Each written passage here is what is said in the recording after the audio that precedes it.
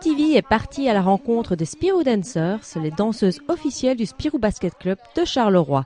Nous avons posé quelques questions à Annick, la responsable des Spirou Dancers, qui nous en dit un peu plus.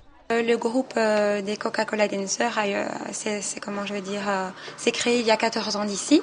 À la base, il s'est créé via un casting. Donc c'est une jeune fille qui a voulu justement pour son travail de fin d'études créer un petit groupe de danseuses. Et alors ensuite, dès que le groupe a été créé, on était 6 ou 7 danseuses. On est allé présenter le produit au club en fait.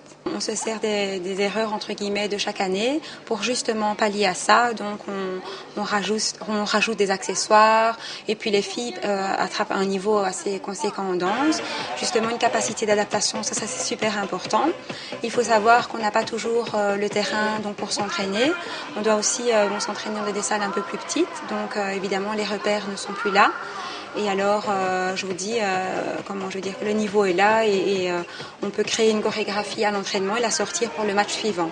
Les pom-poms, c'est pas juste taper dans les mains, c'est réagir justement en fonction du public. Il se peut, c'est rare que le DJ se trompe. Il faut ici pouvoir ne pas rester planté au milieu du terrain sans rien faire. Il faut justement réagir en un minimum de temps.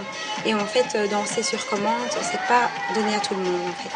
C'est danser, dès qu'il y a un temps mort, les filles doivent se positionner, se regarder entre elles, se faire un petit signe et puis voilà, c'est parti. Avoir une bonne mémoire, c'est très important. Les entraînements ont lieu 2 fois semaine, à raison de 2 heures par entraînement.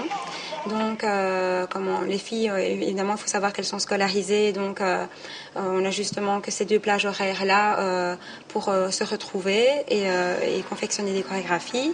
Donc, un entraînement sert à créer des chorégraphies, l'autre à faire la mise en place pour le match.